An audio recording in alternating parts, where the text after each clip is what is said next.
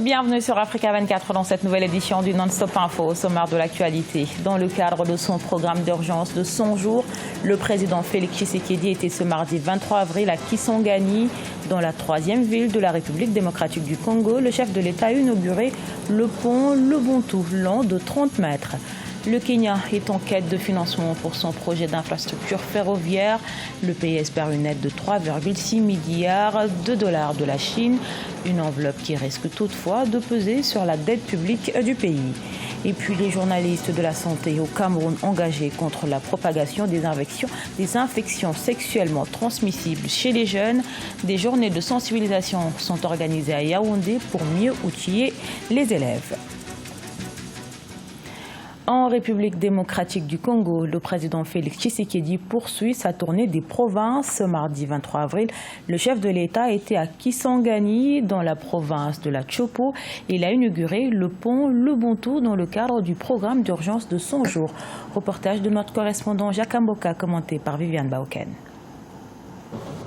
Kisangani a accueilli ce mardi 23 avril le chef de l'État, Félix Tshisekedi, qui dans le cadre de son programme d'urgence de 100 jours, mais aussi de contact avec la population du Congo profond, a entamé depuis quelques semaines une tournée dans les provinces. Ici, Félix Tshisekedi va procéder au lancement de divers travaux d'intérêt commun. Dans ce cadre, le chef de l'État a inauguré le pont Lubuntu qui relie la province de la Chopo à celle du Maniema. Long de 30 mètres et d'une capacité de 60 tonnes, les travaux de ce pont n'ont duré que 25 jours. Notre promesse était de travailler pour le peuple. C'est la raison de ma tournée dans les provinces. J'en profite aussi pour remercier tous ceux qui ont porté leur choix sur moi et signifier aussi à ceux qui ne m'ont pas voté que je suis aussi leur président. Troisième ville du pays, Kisangani est le chef-lieu de la province de la Chopo, démembrée de la province orientale. Une ville qui représentait dans le passé un atout majeur pour l'économie du pays, mais aujourd'hui démunie de presque toutes les infrastructures de base. La population attend du chef de l'État des actes concrets pour le développement de sa province. Nous avons tant de difficultés dans cette ville. Nous avons des problèmes d'électricité et de routes. Toutes les routes ici ne sont plus en bon état. Ainsi, nous demandons au président de la République et ceux qui l'accompagnent d'œuvrer pour trouver des solutions aux problèmes de cette ville.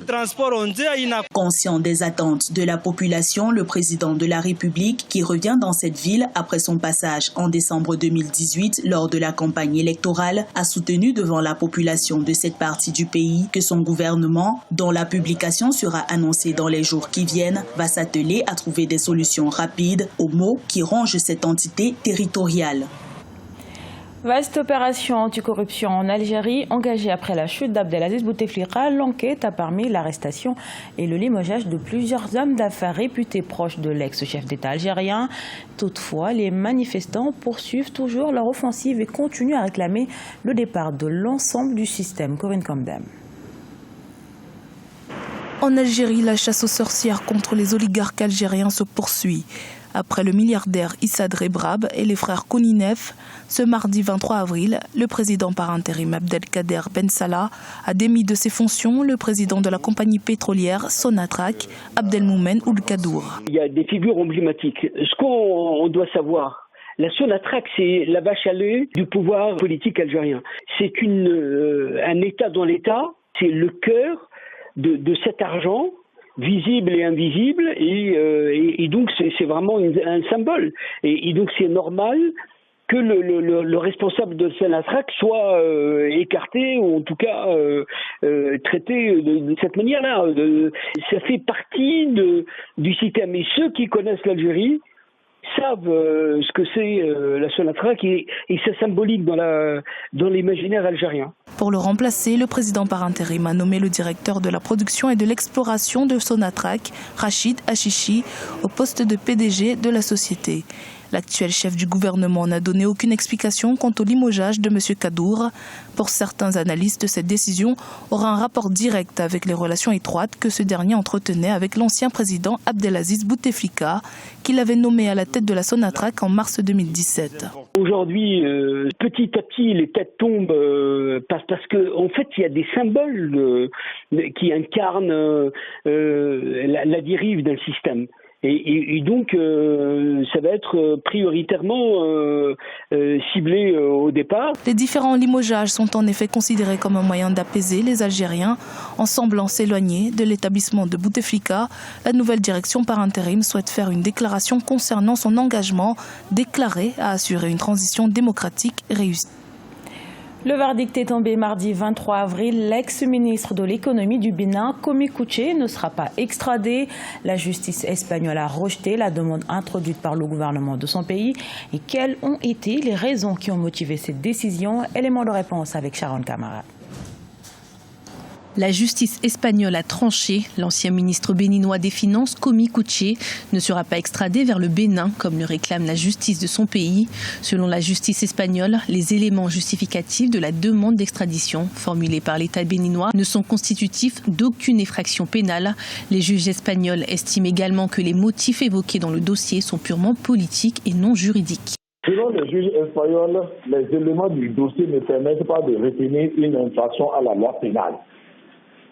Parce que pour qu'un pays ordonne l'extradition, il faudrait que les éléments, les faits portés à la connaissance de cette juridiction constituent une infraction au regard de la loi de ce pays-là. Pour les juges du tribunal de première instance de Madrid, la Cour de répression des infractions économiques et du terrorisme, la CRIET, censée juger Komi Kouché, dans son essence ne respecte pas les principes élémentaires du droit et n'offre aucune garantie d'un procès équitable.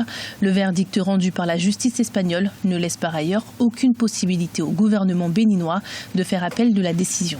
L'État béninois savait bien évidemment que le mandat d'arrêt qui avait été délivré n'est plus en vigueur. D'autant plus que le juge qui l'a délivré l'a déjà retiré, l'a déjà annulé. Pour rappel, Komi Kouché, qui a dirigé le fonds de microfinance entre 2009 et 2013, était poursuivi pour détournement présumé de deniers publics au préjudice de celui-ci. Un mandat d'arrêt international émis par la justice béninoise avait conduit à son arrestation le vendredi 14 décembre 2018 à Madrid par la police espagnole alors qu'il était en transit vers Paris. L'intéressé a salué la décision rendue ce 23 avril par la justice espagnole comme une victoire du droit sur l'arbitraire et l'acharnement politique. 3,6 milliards de dollars, c'est la somme que les autorités kenyanes espèrent solliciter de la part de la Chine. Une enveloppe destinée au financement de l'extension du chemin de fer alliant Nairobi à Naivasha et Kisumu, puis vers l'Ouganda. Toutefois, ce prêt représente un risque pour la dette publique du pays. Les précisions de Ange Bijunomenyo. Le Kenya est en quête de financement pour son projet d'infrastructure ferroviaire. Selon des médias locaux, les autorités du pays espèrent mobiliser 3,6 milliards de dollars auprès de la Chine pour parachever le projet. L'extension du chemin de fer au Kenya devrait permettre de booster les échanges commerciaux dans la sous-région. Le Kenya est un pays suffisamment vaste qui a besoin de lignes de transport assez développées qui, si elles sont bien gérées, pourraient contribuer énormément à l'expansion de sa production, à l'accroissement du produit intérieur et donc aussi à l'amélioration du revenu qui servira au remboursement de la dette. Ce secteur peut à lui seul rembourser la dette s'il est géré efficacement. C'est une question de gestion de la dette. Une analyse de viabilité de la dette par le Fonds monétaire international en octobre 2018 élevait le risque de surendettement à modéré. Le Kenya pourrait recourir à d'autres mécanismes de collecte pour financer son projet ferroviaire. Il y a plusieurs mécanismes de financement. Il n'y a pas que les emprunts à des pays étrangers. Il y a moyen, vu la taille de l'économie kenyane, de développer un système de financement de partenariat public-privé où, par exemple, l'État peut émettre des obligations à des nationaux qui peuvent donner l'argent à l'État et l'État sera capable de financer son projet de ferroviaire. Selon la Banque africaine de développement, la croissance du produit intérieur brut réel du Kenya atteindra 6% en 2019 et 6,1% en 2020 grâce à l'amélioration de la confiance des entreprises, à la stabilité macroéconomique continue, au tourisme et au renforcement de l'économie mondiale. Dans le reste de l'actualité, au Cameroun, les statistiques révèlent que les jeunes de 15 à 24 ans constituent la cible majeure la plus infectée par le VIH dans le pays. À Yaoundé, des journées de sensibilisation à l'attention des élèves des lycées et des collèges sur les infections sexuellement transmissibles sont organisées. Objectif affiché, prévenir certaines maladies en milieu scolaire. Reportage de notre correspondante Viviane Baoken. C'est ici, au collège Mongobeti, dans l'arrondissement de Yaoundé 5e, que les élèves ont été mobilisés pour prendre part aux journées d'échange avec les professionnels de la santé. Ils ont été outillés sur les infections sexuellement transmissibles, le VIH, les hépatites, ainsi que les grossesses non désirées. Des maladies dont il est fort taux de prévalence sont enregistrées chez les adolescents. Les précautions que je dois prendre en tant que jeune sont pratiquer l'abstinence et connaître mon statut sérologique.